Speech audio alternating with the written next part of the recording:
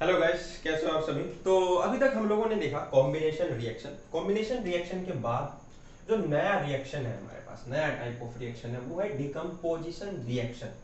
क्या है guys? Decomposition. अब देखो, डिकम्पोजिशन वर्ड से हम समझ सकते हैं भाई डिकम्पोज का क्या मतलब होता है। कुछ एक चीज बना हुआ है, उसको डिकम्पोज करना, उसको तोड़ना है, मरोड़ना है, जो भी करना है उसको बस डिकम्पोज करना है। आज तक हमने डिकम्पोज का मतलब हमने ऐसे समझा है कि भाई बायोलॉजी में हम इसका मतलब समझ सकते हैं कि भाई हमारे आसपास हम कोई खाना खा लेते हैं या छिलका वगैरह हो गया, उसको बाहर फेंक देते हैं। तो जो हमारे पास क्या माइक्रो ऑर्गेनिजम्स होते हैं वो क्या करते हैं, उसको डिकम्पोज करते हैं, सड़ाते हैं। और डिकम्पोज में हमने सुना था कि भाई उसके अंदर जो इंपोर्टेंट्स कंपाउंड, जो न्यूट्रिएंट्स होते हैं, वो दोबारा से सोइल में चले जाते हैं। सोइल इनरिचमेंट प्रोसेस होता है ना, नाइट्रोजन फिक्सेशन, ये सभी चीजें पढ़ी थी हमने। तो भाई वही चीज है, डिकम्पोजिशन का मतलब ही वही है, वही चीज था। ठीक है, अब हम उसे डीप में पढ़ रहे हैं। डिकम्पोजिशन का क्या मतलब है? तोड़ना। तो देखो, ये इसमें बहुत सारी चीजें मैंने एग्जाम पॉइंट ऑफ व्यू लिख रखा है, बता रखा है क्या क्या चीजें हैं इसमें, कैसे पूछेंगे ये भी बताऊंगा। तो ये हो गया, देखो फॉर्मेट क्या है, A B A plus B. क्या कॉम्बिनेशन में इसका उल्टा था? कॉम्बिनेशन में ये हमें रिएक्टेंट साइड मिल रहा था, ये हमें प्रोडक्ट साइड मिल रहा था। एग्जैक्टली। तो भाई इसको इधर कर दिया, इसको इधर कर दिया, यानी यहाँ पे अब हम कंपाउंड को तोड़ रहे हैं। तो डेफिनेशन से समझते हैं क्या कह रहे हैं। A reaction in which a single compound breaks, बहुत इंपॉर्टेंट पॉइंट बोला उसने, अ सिंगल कंपाउंड। जैसे बैलेंसिंग वाले में हमने कंपाउंड देखा था ना गाइस, जो मैंने आपको बोला था आपको खुद से बैलेंस करना होगा, AlOH2 एल्युमिनियम हाइड्रोक्साइड, ये एक कंपाउंड था। अब इसको हमने ब्रेक डाउन कर दिया था। ठीक है, बिल्कुल वही चीज है, ब्रेक डाउन कर रहे हैं भाई। एक कंपाउंड को हम क्या कर रहे हैं, ब्रेक डाउन कर रहे हैं, तोड़ रहे हैं।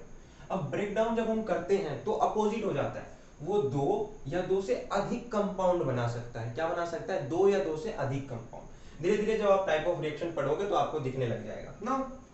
कैल्शियम कार्बोनेट हो गया ये, बिल्कुल सही, कैल्शियम कार्बोनेट।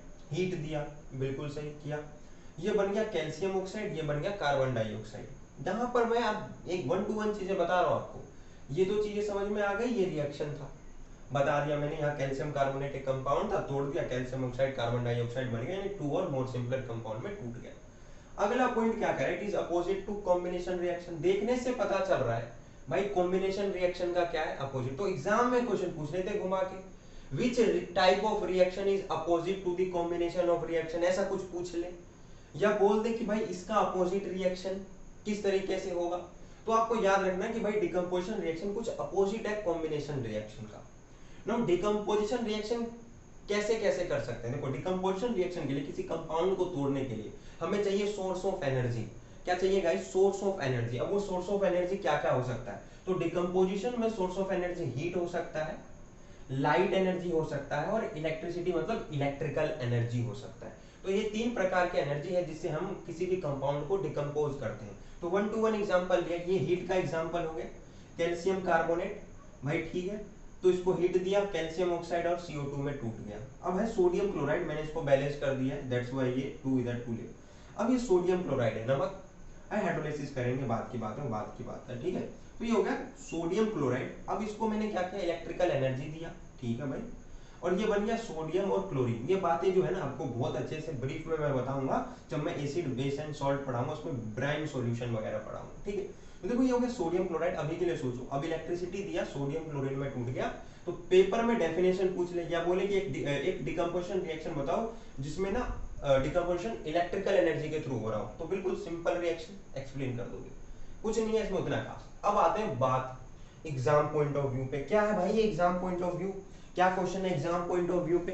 तो देखो सिंपल फंडा है। देखो ब्लैक एंड व्हाइट फोटोग्राफी पे क्वेश्चन आता है। क्या है ये ब्लैक एंड व्हाइट फोटोग्राफी? तो दो कंपाउंड होते हैं हमारे पास, एक होता है सिल्वर क्लोराइड AgCl, और एक होता है गाइस सिल्वर ब्रोमाइड। याद रखना है, दोनों का फॉर्मूला याद रखना है, AgCl AgBr। ये है silver bromide, silver bromide, okay guys, और ये है हमारा सिल्वर क्लोराइड। ठीक है guys, silver bromide silver chloride. अब क्या होता है, अब कौन सा एनर्जी चाहिए भाई इसको? इसको सिंपली, ये फोटोग्राफी में यूज हो रहा है, फ्लैश लाइट जलाते हैं, लाइट एनर्जी चाहिए इसको। सिंपली क्या चाहिए? Light energy. तो भाई हमने इसको दे दिया लाइट। जब हमने गाइस इसको लाइट एनर्जी दिया तो ये किस में टूटेगा? ये टूटेगा सिल्वर, सॉरी Al लिख दिया, सिल्वर प्लस Cl2, और ये टूटेगा सिल्वर प्लस ब्रोमीन, ये है ब्रोमीन। ठीक है, अब ये बैलेंस नहीं है तो यहाँ 2 लगा देता हूँ, यहाँ 2 लगा देता हूँ, यहाँ 2 लगा देता हूँ, यहाँ 2 लगा देता हूँ। ये पेपर में बैलेंस करके लिखना बहुत जरूरी है। तो ये दोनों ही जो कंपाउंड है, सिल्वर क्लोराइड, सिल्वर ब्रोमाइड, ये ब्लैक एंड व्हाइट फोटोग्राफी में यूज किए जाते हैं। याद रखना, पेपर में आ जाता है कि भाई 4 ऑप्शन है, इसमें से कौन सा compound black and white photography में यूज होता है। तो याद रखना सिल्वर क्लोराइड, सिल्वर ब्रोमाइड, या एक्सप्लेन करने के लिए आया तो दोनों रिएक्शन में से कोई एक लिख दो या दोनों लिख दोगे तो बेहतर है। सिमिलर टाइप का रिएक्शन है, कुछ अलग नहीं है। तो आई थिंक आपको चीजें क्लियर हो गई होंगी और अच्छे से समझ में आ रहा होगा। मेरा मेन मोटो यही होता है कि भाई आपको कंटेंट इस तरीके से डिलीवर करूं कि आपको समझ में आए एग्जाम में क्या पूछा जाएगा, सारी बातें। तो चैनल को सब्सक्राइब कर देना, वीडियो को लाइक कर देना और कमेंट करना वीडियो कैसा लगा। ठीक है गाइस।